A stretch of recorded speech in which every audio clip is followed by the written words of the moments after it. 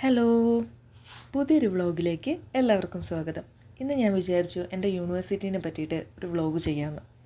ഈ വലിയ ഗേറ്റ് കാണുമ്പോൾ തന്നെ കുറച്ച് പേർക്കെങ്കിലും മനസ്സിലായിട്ടുണ്ടായിരിക്കും ഏതാ യൂണിവേഴ്സിറ്റിന്ന്. ജോൺബുക്ക് നാഷണൽ യൂണിവേഴ്സിറ്റി. കൊറിയയിൽ ജോൺബുക്ക് പ്രൊവിൻസിൽ ചൊഞ്ചുവിലാണ് യൂണിവേഴ്സിറ്റി ഉള്ളത്. കൊറിയയിലെ തന്നെ 10 ഫ്ലാഗ്ഷിപ്പ് യൂണിവേഴ്സിറ്റികളിൽ ഒന്നാണ് ജോൺബുക്ക് നാഷണൽ യൂണിവേഴ്സിറ്റി. ഫ്ലാഗ്ഷിപ്പ് യൂണിവേഴ്സിറ്റി എന്ന് വെച്ച് കഴിഞ്ഞാൽ ഫണ്ടിങ് എല്ലാം ഗവൺമെൻറ് നേരിട്ടായിരിക്കും ചെയ്യുന്നത്. അതായത് ഗവൺമെൻറ്റിൻ്റെ റീജിയണൽ റിസർച്ച് ഹബ്ബായിട്ടായിരിക്കും ഈ ഫ്ലാഗ്ഷിപ്പ് യൂണിവേഴ്സിറ്റീസ് ആക്ട് ചെയ്യണത്. അവർ ഫോക്കസ് ചെയ്യുന്നത് റീജിയണൽ ഡെവലപ്മെൻറ്റ്, പിന്നെ ഫണ്ടിങ് ഒക്കെ ഗവൺമെൻറ്റാണ് ചെയ്യുന്നതെന്ന് പറഞ്ഞിട്ടുണ്ടായിരുന്നു. ഇൻഡസ്ട്രി യൂണിവേഴ്സിറ്റി കൊളാബറേഷൻ, ഇതൊക്കെയാണ് ഫ്ലാഗ്ഷിപ്പ് യൂണിവേഴ്സിറ്റികളുടെ പർപ്പസ്. വളരെ സ്ട്രോങ് ആയിട്ടുള്ളൊരു റിസർച്ച് ഔട്ട്പുട്ടുള്ള യൂണിവേഴ്സിറ്റിയാണ് JPNU. കൊറിയയിലെ തന്നെ ടോപ്പ് റിസർച്ച് ഫണ്ടിങ് ആയിട്ടുള്ള BK, അതായത് ബ്രെയിൻ കൊറിയ പ്രൊജക്റ്റ് ഒട്ടുമിക്ക ഡിപ്പാർട്ട്മെൻറ്റുകളിലും തന്നെയുണ്ട്. ജോൺബുക്ക് പ്രൊവിൻസ് എന്ന് വെച്ച് കഴിഞ്ഞാൽ പൊതുവേ അഗ്രികൾച്ചറിന് വളരെ പ്രാധാന്യമുള്ളൊരു ഏരിയയാണ്. അതുകൊണ്ട് തന്നെ veterinary medicine, agricultural and biotechnology, food science, animal science, ഇതിനകത്തൊക്കെ വളരെ ടോപ്പ് റാങ്ക്ഡ് ആയിട്ടുള്ള ഒരു പെർഫോമൻസാണ് JPNUവിനുള്ളത്. വേൾഡ്സ് ലാർജസ്റ്റ് ലാൻഡ് റീക്ലമേഷൻ പ്രൊജക്റ്റായ കൊറിയയിലെ Saemangeum development project academic support കൊടുക്കുന്ന വളരെ ചുരുക്കം യൂണിവേഴ്സിറ്റികളിൽ ഒന്നുകൂടിയാണ് JPNU. ഒരുപാട് ഫ്യൂഷൻ പ്രോഗ്രാംസും JPNU പ്രൊവൈഡ് ചെയ്യുന്നുണ്ട്. എക്സാമ്പിൾ പറയുകയാണെങ്കിൽ അഗ്രികൾച്ചർ ആൻഡ് ആർട്ടിഫിഷ്യൽ ഇൻ്റലിജൻസ്, പിന്നെ smart city and environment, bio and IT, അങ്ങനത്തെയൊക്കെ. ചൊഞ്ചു ഒരിക്കലും സോള് പോലെ ഒരു ഹൈപ്പർ സിറ്റി അല്ല. വളരെ പീസ്ഫുള്ളായിട്ടുള്ള ഒരു അറ്റ്മോസ്ഫിയറാണ് ചൊഞ്ചുവിൽ പൊതുവേ ഉള്ളത്. അതുകൊണ്ട് തന്നെ ലിവിങ് കോസ്റ്റും കുറവാണ്, ഡിസ്ട്രാക്ഷനൊക്കെ വളരെ കുറവാണ്. ഭയങ്കര പീസ്ഫുള്ളായിട്ടുള്ള അറ്റ്മോസ്ഫിയറായിട്ടാണ് എനിക്ക് തോന്നിയിട്ടുള്ളത്. അതുപോലെ തന്നെ ട്രഡീഷണൽ കൾച്ചറിന് ഒരു വളരെ വലിയൊരു പ്രാധാന്യം ഇവിടുത്തുകാർ കൊടുത്തിട്ടുണ്ടെന്ന് എനിക്ക് തോന്നിയിട്ടുണ്ട്. നമുക്കൊന്ന് നടന്ന് യൂണിവേഴ്സിറ്റി മൊത്തം ഒന്ന് കാണാം. നമ്മളിപ്പോൾ കടന്നു വന്ന ഈ ഗേറ്റിന് ന്യൂ ഗേറ്റ് എന്നാണ് പറയുന്നത്. ഒരു ഓൾഡ് ഗേറ്റ് വേറെയുണ്ട്. ന്യൂ ഗേറ്റ് കടന്നു വരുമ്പോൾ കാണുന്ന കാഴ്ചകളാണ് നമ്മളിപ്പോൾ കാണുന്നത്. ഇവിടെ ഒരു സാംസങ്ങിൻ്റെ ആർട്ട് സെൻറ്ററുണ്ട്. ഒരു ദിവസം അവിടെ പോകണമെന്ന് ഞാൻ വിചാരിക്കുന്നു. ഞാൻ ഇതുവരെ പോയിട്ടില്ല. പക്ഷേ അവിടെ ഒരുപാട് എക്സിബിഷൻസ് നടക്കാറുണ്ട്, ഒരുപാട് ഡ്രാമകൾ നടക്കാറുണ്ട്, അങ്ങനെ ഒരുപാട് പ്രോഗ്രാംസ് എപ്പോഴും നടക്കാറുണ്ട്. നമുക്ക് നോട്ടീസിലൊക്കെ കണ്ടിട്ടുണ്ട്. ഞാൻ ഇതുവരെ പോകാനൊരു അവസരം കിട്ടിയിട്ടില്ല. ഒരു ദിവസം പോകണമെന്ന് വിചാരിക്കുന്നു.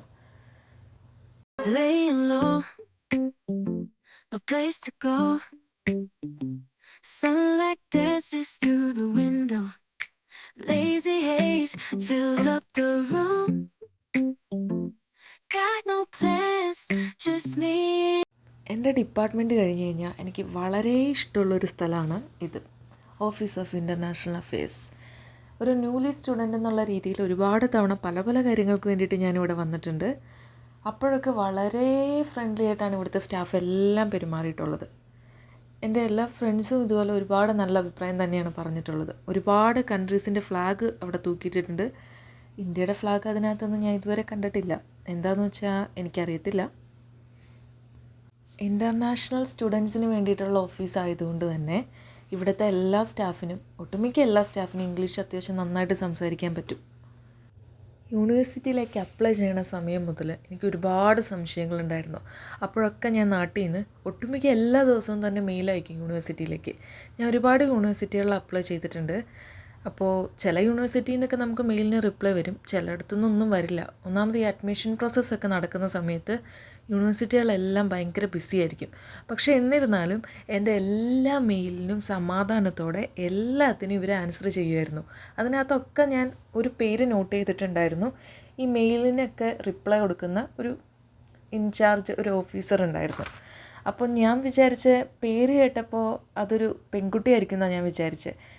എൻ്റെ എല്ലാ സംശയങ്ങൾക്കും ഇത്രയധികം ഡീറ്റെയിലായിട്ട് അതുപോലെ റിപ്ലൈ തരുന്ന ഒരാളായതുകൊണ്ട് നാട്ടിൽ നിന്ന് വന്നപ്പോൾ ഞാനൊരു ഗിഫ്റ്റൊക്കെ പാക്ക് ചെയ്തിട്ട് വന്നിട്ടുണ്ടായിരുന്നു. ഒരു ചെറിയ ഒരു ടേബിൾ ടോപ്പിൽ വെക്കുന്ന ഒരു സംഭവം. അപ്പോൾ ഞാൻ ലേറ്റായിട്ടാണ് വന്നിട്ടുണ്ടായിരുന്നു. എൻ്റെ വിസ കുറച്ച് ലേറ്റായിട്ടുണ്ടായിരുന്നു. അപ്പോൾ ഞാൻ ഓഫീസിൽ വന്നിട്ട് ആളുടെ പേര് ചോദിച്ചിട്ട് ആളാരാണെന്ന് ചോദിച്ചു. അപ്പോൾ അവിടെ ഉണ്ടായിരുന്ന സാറ് ഒരു ആളെ ചൂണ്ടിക്കാണിച്ചിട്ട് പറഞ്ഞു, ദേ ഇതാണ് ആ ആളെന്ന് പറഞ്ഞു. അപ്പം ഞാൻ വിചാരിച്ചു, അയ്യോ ഒരു പെൺകുട്ടിയല്ലല്ലോ ഇത്, അപ്പം ഞാൻ കൊടുക്കുന്ന ഗിഫ്റ്റ് വാങ്ങുമോ അങ്ങനെയൊക്കെ. പക്ഷേ ഞാൻ ചോദിച്ചു, ഞാനൊരു ചെറിയ ഗിഫ്റ്റ് കൊണ്ടുവന്നിട്ടുണ്ട്, എനിക്ക് ഒരുപാട് ഹെൽപ്ഫുള്ളായിരുന്നു ഇവിടുത്തെ സർവീസ്, അപ്പോൾ അതുകൊണ്ട് ഞാൻ ഈ മെയിൽ അയക്കുന്ന ആൾക്ക് ഒരു ഗിഫ്റ്റ് കൊണ്ടുവന്നിട്ടുണ്ട് എന്ന് പറഞ്ഞു. ആ സാറ് സന്തോഷത്തോടു കൂടി വാങ്ങിച്ചു. പിന്നെ എപ്പോഴൊക്കെ ഞാൻ അവിടെ പോയിട്ടുണ്ട് അപ്പോൾ ഞാനിങ്ങനെ നോക്കും, ആ ടേബിൾ ടോപ്പിൻ്റെ മുകളിൽ അതിരിക്കാറുണ്ട്. അതെനിക്ക് ഭയങ്കര സന്തോഷമായി. ഇൻ്റർനാഷണൽ ഓഫീസ് കഴിഞ്ഞിട്ട് ഓൾഡ് ഗേറ്റിൻ്റെ ഭാഗത്തേക്ക് പോകുമ്പോൾ തന്നെ ചോൺബുക്ക് ബാങ്കിൻ്റെ ഒരു ബ്രാഞ്ച് യൂണിവേഴ്സിറ്റിയുടെ ഉള്ളിൽ തന്നെ പ്രവർത്തിക്കുന്നുണ്ട്. അപ്പോൾ കുട്ടികൾക്ക് എന്തെങ്കിലും ബാങ്ക് സംബന്ധമായിട്ടുള്ള, അതായത് അക്കൗണ്ട് എടുക്കൽ അങ്ങനെയുള്ള കാര്യങ്ങൾക്കൊക്കെ അവർ ഹെൽപ്പ് ചെയ്യും. അവിടുത്തെ സ്റ്റാഫാണെങ്കിൽ അവർ ഭയങ്കര നല്ല ഫ്രണ്ട്ലി ആയിട്ട് എനിക്ക് തോന്നിയിട്ടുണ്ട്.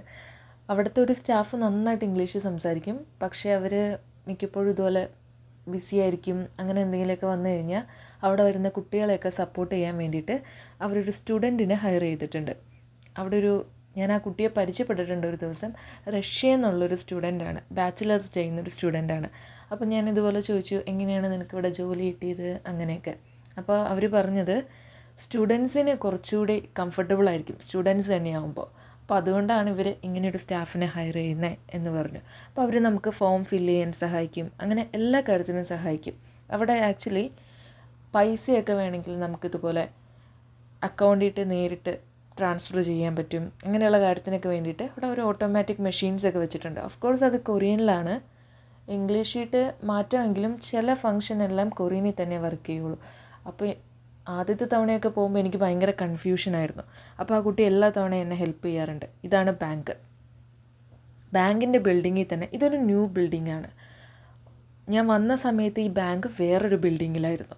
ഈ ന്യൂ ബിൽഡിങ്ങിൽ തന്നെ ഒരുപാട് കാര്യങ്ങളുണ്ട്. പോസ്റ്റ് ഓഫീസുണ്ട്, പിന്നെ സ്റ്റുഡൻസിന് വേണ്ടിയിട്ട് അവിടെ ഒരു ഹെയർ സലൂൺ തന്നെയുണ്ട്, പിന്നെ ഒരു പെറ്റ്സിൻ്റെ ഷോപ്പുണ്ട്, ഒരു സി യു എന്ന് പറഞ്ഞ് അല്ല, കൺവീനിയൻസ് സ്റ്റോറിൻ്റെ ഒരു ബ്രാഞ്ച് ഉണ്ട്, അതായത് കൂപ്സ്കേറ്റ് എന്ന് പറയും. അങ്ങനെ ഒരുപാട് കാര്യങ്ങളുണ്ട് അവിടെ. ഇത് യൂണിവേഴ്സിറ്റിയുടെ നടുക്കുള്ളൊരു ഏരിയയാണ്. ഒരു കൊറിയൻ ട്രഡീഷണൽ ഒരു ബിൽഡിങ് നടുക്കുണ്ട്. അതിന് ചുറ്റും ഇതുപോലെ വെള്ളം കെട്ടി നിർത്തിയിട്ടുണ്ട്. ചില സമയത്ത് ഇതിനകത്ത് വാട്ടർ ഫൗണ്ടൻ ഉണ്ട്. ഞാൻ ഒരുപാട് നേരം വെയിറ്റ് ചെയ്തു വാട്ടർ ഫൗണ്ടൻ വരാൻ വേണ്ടിയിട്ട്. ഞാൻ അങ്ങോട്ടേക്ക് പോകുന്ന സമയത്ത് ഫൗണ്ടൻ ഞാൻ കണ്ടിട്ടുണ്ടായിരുന്നു, പക്ഷേ ഇത് ഏത് സമയത്താണെന്ന് അറിയില്ല എനിക്ക്. പലപ്പോഴും വൈകുന്നേരങ്ങളിൽ നോട്ട് ചെയ്തിട്ടുണ്ട്. ഇതൊരു വൈകുന്നേരമായിരുന്നു, അപ്പോൾ ഞാൻ കുറേ നേരം അവിടെ വെയിറ്റ് ചെയ്തിരുന്നു. പക്ഷേ വീണ്ടും എനിക്ക് ഷൂട്ട് ചെയ്യാൻ പറ്റിയില്ല, വീണ്ടും എനിക്ക് കാണാൻ പറ്റിയില്ല. വൈകുന്നേരം ആയതുകൊണ്ട് ആകാശമെല്ലാം കാണാൻ നല്ല ഭംഗിയുണ്ടായിരുന്നു. അപ്പോൾ ശരിക്കും ഒരുപാട് ഫാമിലീസ് ഇതിന് ചുറ്റും ഇങ്ങനെ നടക്കാനൊക്കെ ഇറങ്ങിയിട്ടുണ്ട്. അപ്പോൾ ഞാൻ ചെല്ലണ സമയത്ത് ഒരു 2 ചെറിയ കുട്ടികളുള്ളൊരു ഫാമിലി വന്നിട്ടുണ്ടായിരുന്നു. അപ്പോൾ അവർ അതിക്കിടെയൊക്കെ ഓടി നടക്കണൊക്കെ ഉണ്ടായിരുന്നു. അവിടെ വൈറ്റ് കളറിൽ റെക്റ്റാങ്കിൾ ഷേപ്പിൽ 1-2 സ്ട്രക്ചേഴ്സ് കാണാൻ പറ്റും. അതിനകത്തൊക്കെ എഴുതി വച്ചിരിക്കുന്നത് എന്താണെന്ന് വെച്ച് കഴിഞ്ഞാൽ യൂണിവേഴ്സിറ്റിയുടെ ചരിത്രമാണ്. യൂണിവേഴ്സിറ്റി 1947 തുടങ്ങിയതാണെന്നാണ് പറയുന്നത്. ആ സമയത്ത് ഗവൺമെൻറ്റിൻ്റെ കീഴിലുള്ള കുറേ ലാൻഡും പിന്നെ ജോഞ്ചു പാലസിൻ്റെ കീഴിലുള്ള ഏതാണ്ട് 652 ഏക്കർ എന്നൊക്കെ അതിനകത്ത് എഴുതിയിരിക്കുന്നത്. അത്രയും സ്ഥലങ്ങളും ഒക്കെ ചേർത്തിട്ടാണ് ആദ്യത്തെ ചോൺബുക്ക് നാഷണൽ യൂണിവേഴ്സിറ്റി പ്രവർത്തനം തുടങ്ങിയതെന്നാണ് പറയുന്നത്. ഒരുപാട് കാര്യങ്ങൾ അവിടെ എഴുതി വെച്ചിട്ടുണ്ട്, കുറച്ചൊക്കെ ഞാൻ മറന്നുപോയി. ഞാനൊരു 1997 നോട്ട് ചെയ്തിട്ടുണ്ടായിരുന്നു. 1997 ആണിത് കംപ്ലീറ്റ് ആയിട്ട് ഓട്ടോണോമസ് ആവുന്നത് യൂണിവേഴ്സിറ്റി.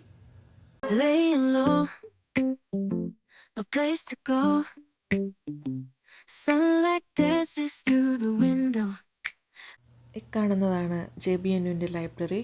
ഭയങ്കര വിശാലമായിട്ടുള്ള ഒരുപാട് റീഡിങ് സ്പേസൊക്കെ ഉള്ള, ഒരുപാട് ബുക്സിൻ്റെ കളക്ഷനൊക്കെ ഉള്ളൊരു ഭയങ്കര ബ്യൂട്ടിഫുൾ ആയിട്ടുള്ളൊരു ലൈബ്രറിയാണ്. ഇതിൻ്റെ ലൈബ്രറിയുടെ അറ്റ്മോസ്ഫിയർ നല്ല രസമാണ്. നമ്മൾ പുറത്തേക്കടെ നടക്കുമ്പോഴായാലും അകത്തേക്കടെ നടക്കുമ്പോഴായാലും എപ്പോഴും എനിക്ക് ഭയങ്കര ഇഷ്ടമുള്ളൊരു സ്ഥലം കൂടിയാണ് ലൈബ്രറി. ഇതിൻ്റെ ചുറ്റും പുറത്തായിട്ട് കുറേ സീറ്റിംഗ് അറേഞ്ച്മെൻ്റ് ഒക്കെ ചെയ്തിട്ടുണ്ട്. അപ്പോൾ എപ്പോഴും നമുക്ക് കാണാൻ പറ്റും, കുട്ടികളൊക്കെ അവിടെ നിന്ന് പഠിക്കുന്നതൊക്കെ കാണാൻ പറ്റും. അടുത്താണെങ്കിൽ ഒരു കൂപ്സ്കേറ്റ് ഉണ്ട്. നമ്മുടെ സ്റ്റുഡൻ്റ് ID വെച്ചിട്ട് നമ്മൾക്ക് ലൈബ്രറി യൂസ് ചെയ്യാവുന്നതാണ്. ഈ ബിൽഡിങ്ങിന് ഒരു പ്രത്യേകതയുണ്ട്. വളരെ ഭംഗിയുള്ളൊരു ബിൽഡിങ്ങാണ്. പുറത്തുനിന്ന് നോക്കിയാലും അകത്തെ ഇൻറ്റീരിയർ ആയാലും നല്ല ഭംഗിയുണ്ട്. ഒരു ദിവസം അകത്തെല്ലാം ഞാൻ കാണിക്കാമെന്ന് വിചാരിക്കുന്നു. എനിക്കറിയില്ല അകത്ത് ഷൂട്ട് ചെയ്യാൻ പറ്റുമോ അതൊക്കെ. യൂണിവേഴ്സിറ്റിയുടെ ഉള്ളിൽ കൂടെ കൂടുതലും കുട്ടികൾ യൂസ് ചെയ്യുന്ന ഒരു ട്രാവലിംഗ് മെത്തേഡാണ് ഇരിക്കുന്നത്. ഇതിന് പറയുന്ന പേര് ജിക്കു എന്നാണ്. അതായത് ഇതൊരു ഇലക്ട്രിക് സ്കൂട്ടർ എന്ന് പറയാൻ പറ്റില്ല, അങ്ങനത്തെ ഒരു സംഭവമാണിത്. ഇത് ചാർജ് ചെയ്ത് ഒരു QR കോഡൊക്കെ ആക്സസ് ചെയ്തിട്ടാണ് ഇത് വർക്ക് ചെയ്യുന്നത്. എനിക്കൊരു ദിവസം ട്രൈ ചെയ്യണമെന്ന് ആഗ്രഹമുണ്ട്, പക്ഷെ ചെറിയൊരു പേടിയുണ്ട്. ഇതൊരു സാറ്റർഡേ വൈകുന്നേരമാണ് ഷൂട്ട് ചെയ്യുന്നത്. അതുകൊണ്ട് തന്നെ കുട്ടികൾ വളരെ കുറവായിരിക്കും. അല്ലെങ്കിൽ എപ്പോഴും നല്ല ക്രൗഡഡ് ആയിരിക്കും യൂണിവേഴ്സിറ്റി. എന്തായാലും യൂണിവേഴ്സിറ്റി ആണല്ലോ, ക്രൗഡഡ് ആയിരിക്കും എപ്പോഴും. പക്ഷേ ശനിയാഴ്ച വൈകുന്നേരം ആകുമ്പോൾ വളരെ തിരക്ക് കുറവായിരിക്കും. അതുകൊണ്ട് ഞാൻ അതൊക്കെ നോക്കി ഷൂട്ട് ചെയ്യാൻ എളുപ്പത്തിന് ശനിയാഴ്ച വൈകുന്നേരം ഇറങ്ങിയതാണ്. എനിക്കാണെങ്കിൽ ഷൂട്ട് ചെയ്യാൻ വേണം, ക്യാമറ പിടിച്ചുകൊണ്ട് നടക്കാനും എനിക്ക് ഭയങ്കര നാണമാണ്. അതുകൊണ്ട് ഞാൻ ശനിയാഴ്ച തന്നെ പ്ലാൻ ചെയ്ത് ഇറങ്ങിയതാണ്. ഞാൻ നടന്നു വന്ന വഴിയിൽ എൻ്റെ ഒരു പ്രൊഫസറെ കണ്ടിട്ടുണ്ടായിരുന്നു, പ്രൊഫസർ കിം.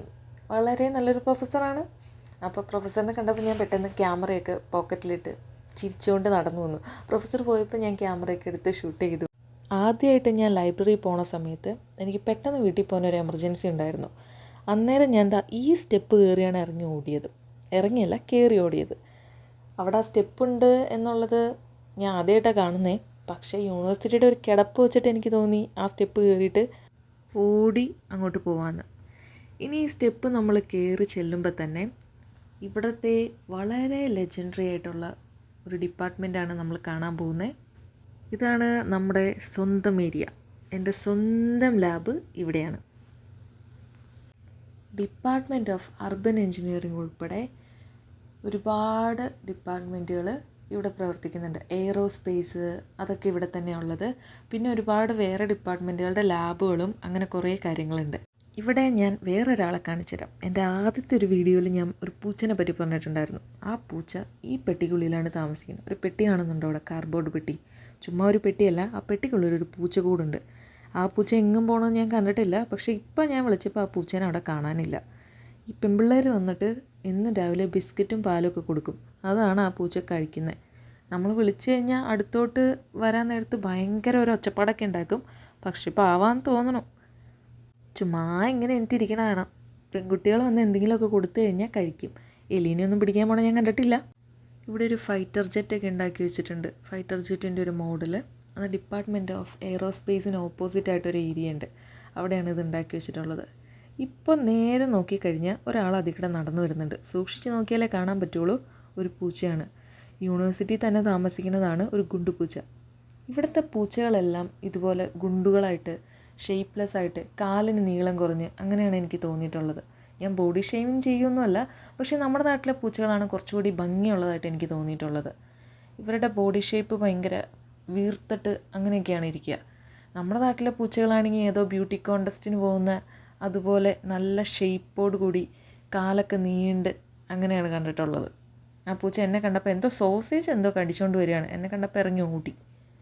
സന്ധ്യയായി വരുന്നുണ്ട്, അതുകൊണ്ട് തന്നെ നല്ല ഭംഗിയാണ് ആകാശമൊക്കെ കാണാൻ വേണ്ടി. ഇപ്പോൾ നമ്മൾ നടന്നു പോകാൻ പോകുന്നത് എൻ്റെ ഫേവറേറ്റ് ആയിട്ടുള്ള ഷോർട്ട് കട്ട് എന്ന് പറയാൻ പറ്റില്ല, ഒരു വലിയൊരു വഴി തന്നെയാണ്. പക്ഷേ ഭയങ്കര ബ്യൂട്ടിഫുള്ളാണ് കാണാൻ വേണ്ടിയിട്ട്. ഇവിടുത്തെ എല്ലാം കാണാൻ നല്ല ബ്യൂട്ടിഫുള്ളാണ്. പക്ഷേ ഈ വഴി എനിക്ക് ഭയങ്കര ഇഷ്ടമാണ്. നമ്മളൊരു കാട്ടിലേക്കിടെയൊക്കെ നടന്നു പോകുന്ന ഒരു പ്രതീതിയാണ്.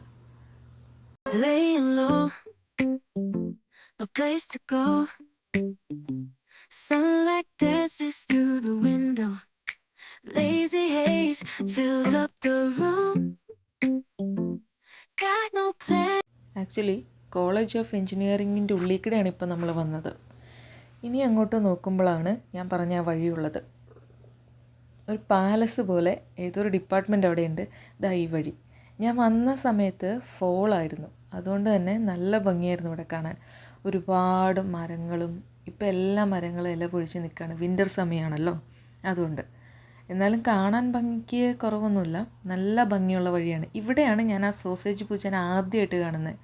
അപ്പോഴാണ് ഞാൻ വിചാരിച്ച് ഇവിടുത്തെ പൂച്ച തടിയനാണെന്ന് അപ്പോൾ വിചാരിച്ചില്ല. ഈ പൂച്ച എന്തൊരു തടിയനാണെന്ന് വിചാരിച്ചു.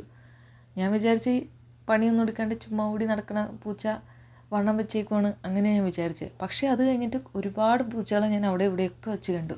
എല്ലാ പൂച്ചയും ഇതുപോലെയാണ്, കാലിന് ഭയങ്കര നീട്ടം കുറഞ്ഞിട്ട്. ഓരോ സ്ഥലത്തിനനുസരിച്ച് അഡാപ്റ്റേഷൻ ആയിരിക്കും ഓരോ ജന്തുക്കളിൽ ഉണ്ടാവണമെന്ന് കേട്ടിട്ടുണ്ട്. അപ്പോൾ ചിലപ്പോൾ അങ്ങനെ എന്തെങ്കിലും ആയിരിക്കാം. Laying low, no place to go. Sunlight dances through the window. Lazy haze filled up the room.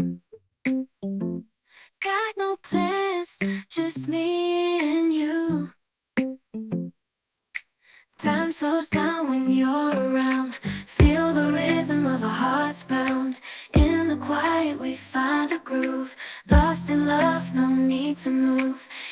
സന്ധ്യയായി തുടങ്ങിക്കഴിഞ്ഞാൽ യൂണിവേഴ്സിറ്റിയിൽ ഇതുപോലെ എല്ലാ സ്ട്രീറ്റ് ലൈറ്റും തെളിഞ്ഞ് നിൽക്കും. സ്ട്രീറ്റ് ലൈറ്റിനും ഭയങ്കര പ്രത്യേകതയുണ്ട്. ഭയങ്കര ട്രഡീഷണൽ ആയിട്ടുള്ള നല്ല ഭംഗിയുള്ള ടൈപ്പ് സ്ട്രീറ്റ് ലൈറ്റാണ്. അപ്പോൾ ഇതുവഴി നടന്ന് നേരെ പോകുമ്പോൾ ഒരു റോഡുണ്ട്. ആ റോഡ് ക്രോസ് ചെയ്താൽ എൻ്റെ വീടായി. ഇന്നിപ്പോൾ തണുപ്പ് കുറഞ്ഞ ഒരു വൈകുന്നേരമാണ്, അതുകൊണ്ട് നടക്കാനൊക്കെ നല്ല സുഖമുണ്ട്. അല്ലെങ്കിൽ ഇതുപോലെ മഞ്ഞ് വീണ് മൊത്തം ഇവിടെ മൂടിക്കിടക്കും. ഭയങ്കര തണുപ്പത്ത് നടന്നു പോകൽ ഇച്ചിരി കഷ്ടമാണ്. അപ്പോൾ നമുക്ക് അടുത്ത വ്ളോഗിൽ കാണാം. Bye bye.